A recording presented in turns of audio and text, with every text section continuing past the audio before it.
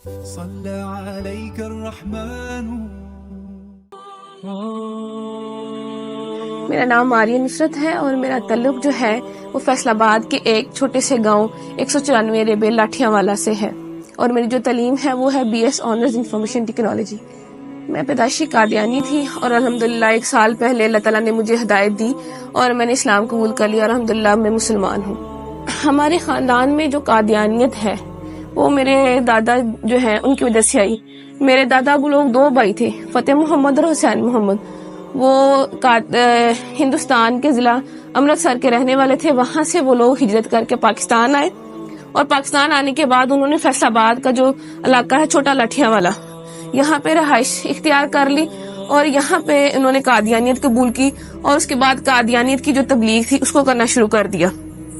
تو میرے والد کی جو شادی ہے وہ 61 چک بیدیاں والا میں ہوئی، اور جو میری والدہ تھی وہ بھی پیدائشی قادیانی تھی اور وہ بھی اپنے اس گاؤں میں یعنی کہ 61 چک میں وہ بھی قادیانیت کی جو تبلیغ تھی وہ کیا کرتی تھی. شادی کے بعد بھی انہوں نے ایسا ہی کیا کہ قادیانیت کی تبلیغ کرنا شروع کر دی، اور ایسی پرورش جو ہے انہوں نے میری بہنوں کی.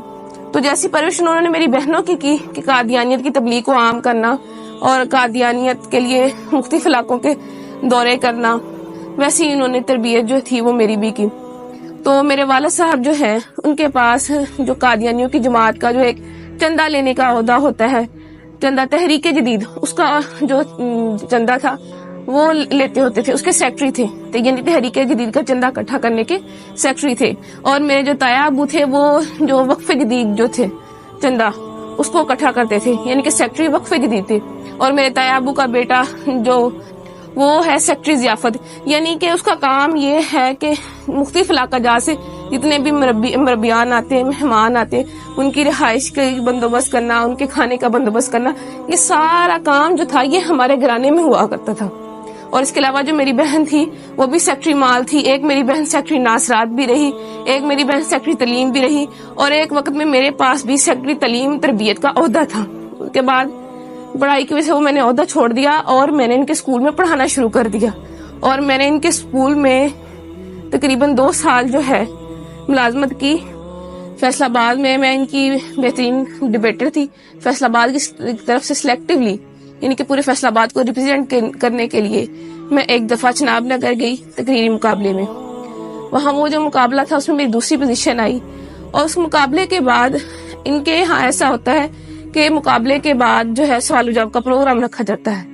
اس سوال و جواب کے پروگرام میں نے ان کا جو خلیفہ ہے، موجودہ خلیفہ مرزا مسرور، اس کی بہن جو تھی اس سے میں نے سوال کیا کہ مرزا قادیانی جو ہے اس نے اپنی کتاب میں لکھا ہے کہ میں نے خواب میں دیکھا کہ قرآن کریم میں قادیان کا نام استعمال ہوا ہے، یعنی قرآن کریم میں قادیان کا لفظ آیا ہے. تو میرا آپ سے یہ سوال ہے کہ مجھے دکھایا جائے کہ قرآن کریم میں کہاں قادیان کا لفظ استعمال ہوا ہے. تو یہ میرا جو سوال تھا وہ پرچی پہ لکھ کے میں نے اس کو بھیجا. تو جب اس سوال کی باری آئی تو اس نے جب سوال کھولا تو اس کے پاس سوال کا جواب نہ تھا، اور وہ پوچھنے لگ گئے کہ کس نے یہ سوال جو ہے کیا ہے. اس کے بعد ایک اور لڑکی نے سوال کیا تو مرزا مسرور کی بہن کے پاس اس کا بھی جواب کوئی نہ تھا. تو ان کی ہٹ درمی دیکھ لیں کہ بجائے یہ ماننے کے کہ اس لڑکی کو یا مجھے یہ کہہ دیتی کہ میرے پاس اس سوال کا جواب نہیں ہے، میں بعد میں آپ کو کنسلٹ کر کے پڑھ کے ریڈ کر کے میں آپ کو اس کا جواب دے دوں گی، کہنے لگ آگے سے لڑنا شروع ہو گئی. ایک ان کی قادیانیوں کی اتنی بہت بڑی مبلغہ بن کے آگے سے لڑنا شروع ہو گئی کہ اگر تمہیں زیادہ پتا ہے تو تم میری کرسی پہ آ جاؤ، تم آ کے لوگوں کو سمجھانا شروع کر دو، ایسے ہے ویسے ہے. تو اس وقت ساتھ میری جو بڑی بہن، میں نے ان کو بتایا، میں نے کہا دیکھ لیں یہ جو سوال ہے کہ قادیان کا لفظ قرآن کریم میں کہاں استعمال ہوا ہے یہ میں نے لکھ کے بھیجا ہے، ان کے پاس اس سوال کا جواب نہیں ہے. تو میری بہن حیران ہو گئی اور مجھ سے پوچھنے لگی کیا واقعی میں ایسا ہے؟ میں نے اس کو بتایا جی بالکل ایسا ہے. اس کے بعد میں نے اس کو اور بھی سوال پوچھے، اپنی بہن سے پوچھے.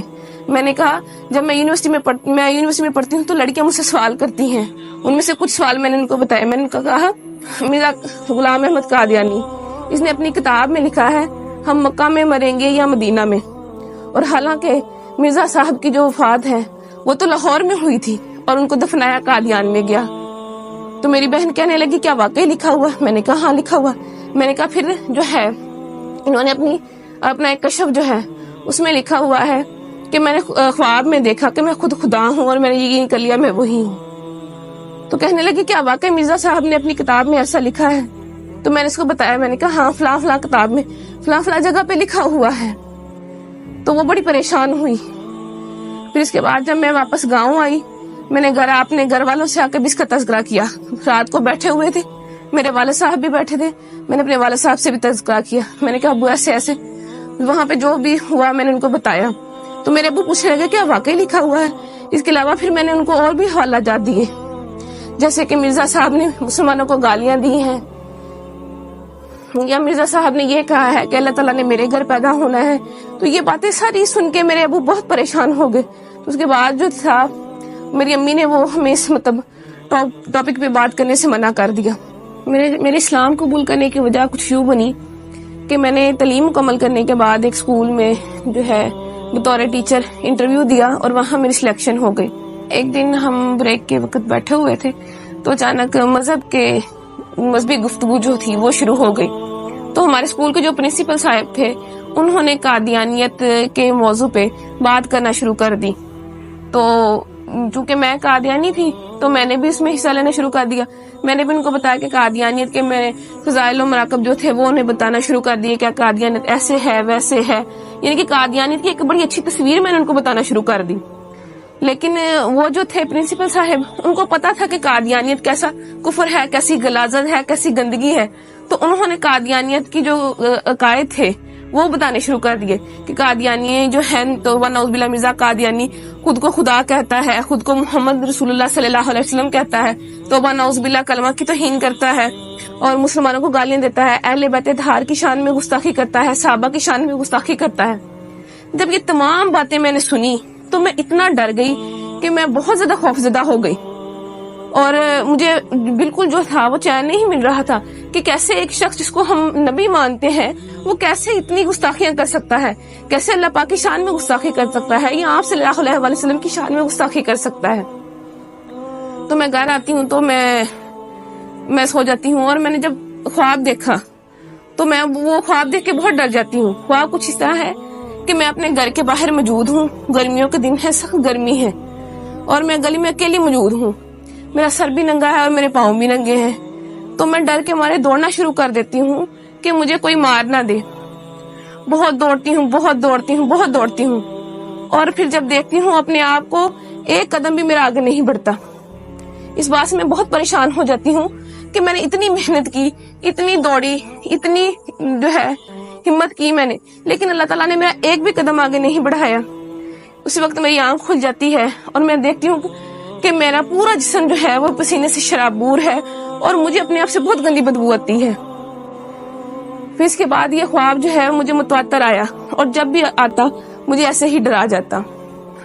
اس کے بعد چند دن بعد میں اسکول گئی تو وہ جو اسکول کے پرنسپل صاحب تھے وہ مرزا قادیانی کی کتابیں لے کے, روحانی خزائن کی مختلف جلدیں لے کے بیٹھے ہوئے تھے. انہوں نے مجھے بلایا اور مجھے کہنے لگے کہ جو جتنی باتیں میں نے تمہیں, یعنی کہ جتنے قادیانیوں کے عقائد میں نے تمہیں بتائے ہیں, اگر میں تمہیں ان کتابوں سے دکھا دوں تو کیا تم یقین کر لو گی؟ میں نے انہیں کہا جی میں ضرور یقین کروں گی. تو انہوں نے جو ہے کتابیں کھولی اور جتنی باتیں وہ مجھے جو میں نے آپ سے پہلے بیان کی انہوں نے مجھے مرزا قادیانی کی کتابوں میں سے دکھائیں, اور وہ کتابیں مرزا قادیانی کی لکھی ہوئی تھی. روا کی جو ہے ضیاء الاسلام پریس وہاں سے شائع ہوئی تھی. اس کے بعد جو ہے میری ملاقات, جو میرے دماغ میں شکوک و شبہات تھے یا سوالات تھے تو ان کو دور کرنے کے لیے میری جو ملاقات تھی وہ ایک سابق قادیانی جو کہ اب مسلمان ہو چکے ہیں اور ختم نبوت کے بہت بڑے مبلغ ہیں, عرفان محمود برق صاحب, ان سے میری ملاقات ہوئی.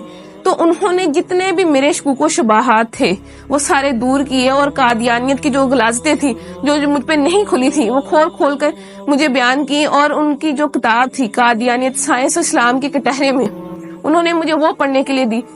تو اس کو پڑھ کے جتنے بھی میرے دماغ میں سوالات تھے وہ سارے کے سارے وہ ختم ہو گئے.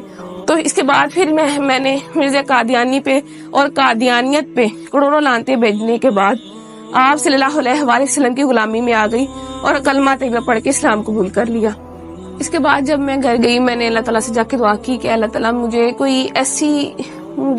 کوئی رستہ بتا، کہ مجھے کوئی ایسا نشان دکھا کہ مجھے پتہ چل سکے کہ میں نے آج جو کیا میں سچ پہ ہوں، میں حق پہ ہوں.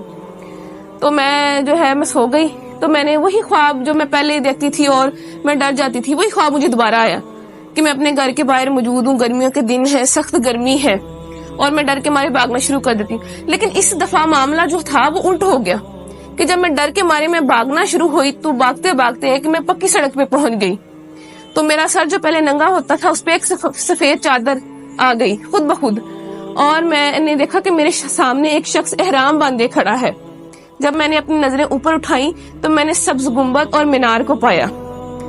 تو اس کے بعد میری آنکھ کھل جاتی ہے اور مجھے اپنے آپ سے جو جہاں پہلے پسینے کی بدبو آتی تھی، اب مجھے اپنے آپ سے اتنی اچھی خوشبو آنے لگ گئی. تو میں نے اس بات پہ اللہ تعالیٰ کا شکر ادا کیا کہ اللہ تعالیٰ میرا جو دل تھا وہ اتنا مطمئن نہیں تھا، لیکن تو نے مجھے اپنے نبی کا روزہ دکھا کے مجھے بتا دیا کہ میں نے آج جو کیا وہ بالکل سچ تھا اور میں بالکل حق پہ ہوں. میں اللہ تعالیٰ کا شکر ادا کرتی ہوں کہ اللہ تعالیٰ نے میری شادی ایک ایسے انسان سے کروائی کہ جس نے مجھے بہت زیادہ دلاسا دیا، بہت زیادہ ہمت دی اور میرا بہت خیال رکھا، اور جو اسلام قبول کرنے کے بعد جتنی بھی جو تعلیمات تھی ان کو پوری کرنے میں میرا بہت ساتھ دیا، اور الحمدللہ ابھی بھی میرا بہت ساتھ دے رہے ہیں.